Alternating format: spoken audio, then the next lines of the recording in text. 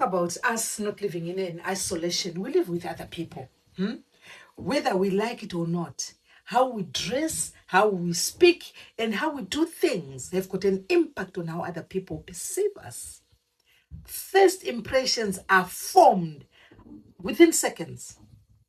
They may not reveal the whole story, but they have the ability to further or close further conversations. The first investment that I encourage on each one of us is to invest in a full life-size mirror. It's the best friend that you can ever have. It will not flatter you, it will not gossip, and it will certainly not lie.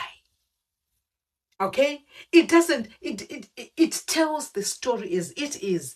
The mirror doesn't lie. My mother always used to say, the mirror doesn't lie. So before you walk out of that door, you need to stand in front of your mirror and ask yourself, Tsitsi, are you happy with what you see? Are you comfortable in what you're wearing? Okay? Are you sending the right message to the people? Okay? And is everything that is supposed to be covered actually covered? Okay? Then put your outfit through what I call a 3 test. Everything is tested in quality. We do what we call traceability. We do a 3 test. I call the first one a bend test. Bend to see if you can bend. And when you bend, are all your informal settlements covered? Okay? After it has qualified in bending, do what I call a sit test. Pretend like you're sitting. When you sit, that's when your skirt or your dress get pulled up. So do a sit test because you are going to sit. When you are done, do a shelf test. Pretend as if you are taking something from the shelf. You are checking if all your informal settlements are covered. Don't stop there. Turn around, okay? Too many people inspect the front, and every outfit has 3 angles. There is a front elevation, there is a side elevation, and there is a back elevation, okay? The front elevation might shout, elegant, but the back elevation might shout, emergency, when things are falling out. Now let's talk about the valuable assets. If your goal is to dress modestly and elegantly, pay attention to your clifford, your cleavage, your male drift, and your lower back waistline. Some things become more valuable precisely because they aren't on the public market. Mystery has always had its own kind of beauty. Let them assume, let them wonder. My girls, those boys behaving as if they've discovered buried treasure when they see these girls. Don't mind them. They have seen breasts before.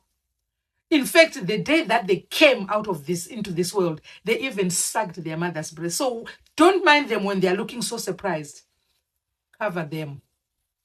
Okay? They've seen breasts, valuable breasts, which even gave them milk. Yours is not an 8th wonder of the world. Dress with dignity. And this belly button, every human being has. I see some girls, they're moving around with their belly buttons. Everyone has. This is where the umbilical cord was. It was never meant to be a tourist attraction. I said it. The only person who should act surprised is your seamstress or your tailor when they see your buttons hanging over. And when they see your jeans permanently trying to resign from duty. That's the best. Only the other people who get surprised with your boobs being out, they're playing with your mind. Remember, mystery has always been fashionable. Leave people wondering your intelligence, your kindness, your confidence, and your character. Not whether your outfit is one sneeze away or one stretch away or one gust of wind away from becoming tomorrow's gossip. While we are talking about presentation, Can we also have a little conversation about bonnets? Okay? My dear, a bonnet is wonderful. It protects your hair while you are sleeping or relaxing or cleaning the house. It deserves appreciation. But it has a work schedule. It works during night shift or during the house shift. It wasn't employed to go shopping, attend Zoom meetings. No. Visit the bank. No. Catch a flight. Oh, Lord, have mercy. Or attend a graduation. Let a bonnet finish its shift and go rest. Then there are those that are so much in love with their laddered, stretched out stockings. Huh? You know those damaged stockings that you put on the hair? Just to tell you, a stocking is like it's an Andy. You know it's an Andy. So if you're moving around with your Andy, I don't know what you're trying to do. Let them retire with dignity. They've worked overtime until they got stretched or scratched. They survived breads, wigs, hot combs, wash days, and countless hairstyles.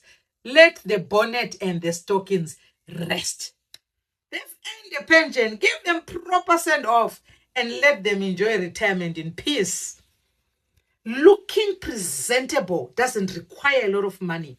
It requires common sense, which I know is not so common, but it requires self-respect. Oh, of course, you might not have common sense, but surely you can have self-respect. Now, gentlemen, don't think you're off the hook. No one is going to escape this one today. We see you. Some of you wear trousers halfway with your hips proudly displaying your undies as though the headline of as if they are the headline of the outfit. We see them jokers. We see them joke. It's written what jokers, boxers. We see them. My brother, it's called an underwear because it's meant to be under your clothes. It's an under. It's an undy.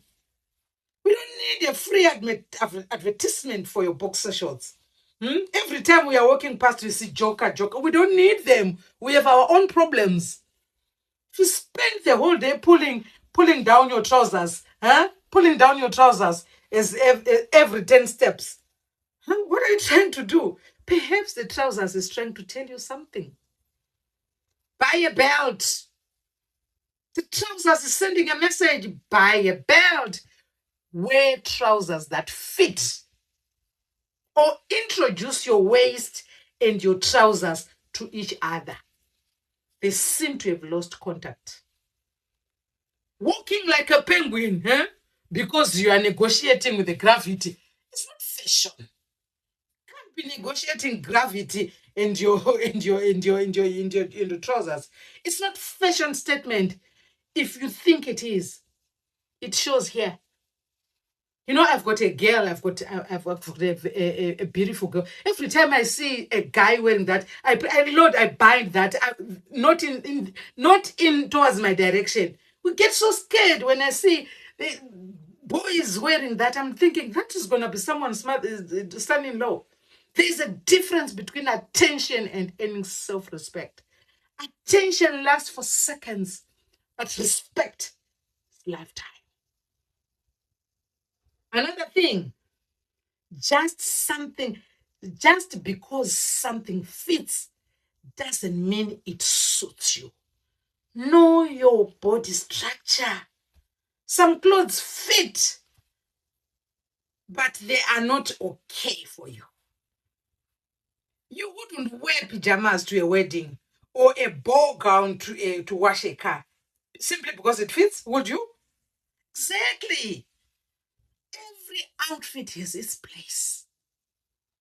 If you spend the whole day pulling your skirt down, you know, miracles do happen. I'm a very firm, sorry, someone is trying to call me. I'm a very firm believer of miracles, but I don't believe in a miracle whereby a skirt has been short at home. All of a sudden, you're in church, it becomes long. It won't. I'm a very firm believer of miracles, but I don't believe there is a miracle that can cause a short dress all of a sudden to be long. Not every fashion trend is an assignment. can't spend the whole day pulling down your skirt. Like I said, I'm a very firm believer of miracles, but no miracle of a short skirt where which ends where it started is going to happen in church, because all of a sudden you're in church, then your dress is going to cover your boobs. Be intentional. If you spend the whole day pulling your skirts, pulling your trousers, maybe your clothes are sending in a resignation. Clothing should help you enjoy the day, not turn you into a full-time wardrobe security guard.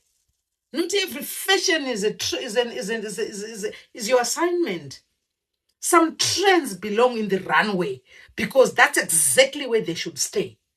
Runway. Celebrities often have stylists, photographers, lighting experts, and someone standing nearby to safely pin. Don't compare every day's life with a careful staged photograph. Stop it.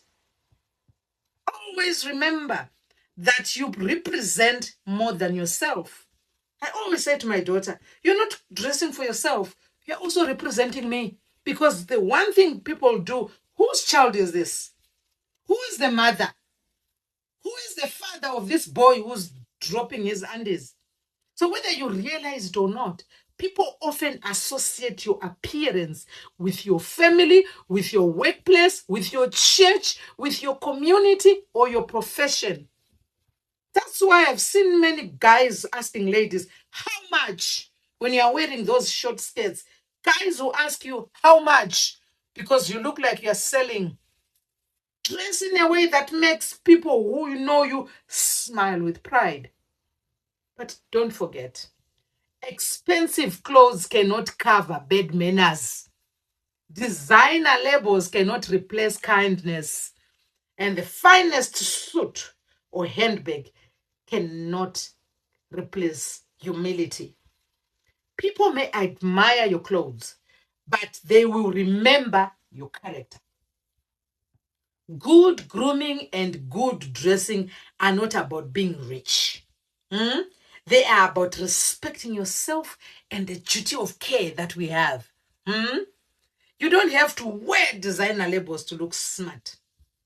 Clean clothes, well-fitting clothes, neat appearance, good hygiene, smell nice. No, when you talk about smelling, people think you're talking about money. Invest in a bottle of what do you call it? Bicarbonate of soda. After shower, put a paste, put in your arms, put in your end. Kills odors. We all can't afford deodorants, but we can all afford bicarbonate of soda. Okay? There are remedies that we use. Bicarbonate of soda and a good scrub. Take away the permanent smell. So dress beautifully, dress confidently, dress with purpose, and let people remember your smile, not your bonnet. Your wisdom, your wisdom will be remembered. But how the vessel that is carrying the wisdom. Okay? So this is what we are talking about, dressing intentionally. I am Amazing Grace.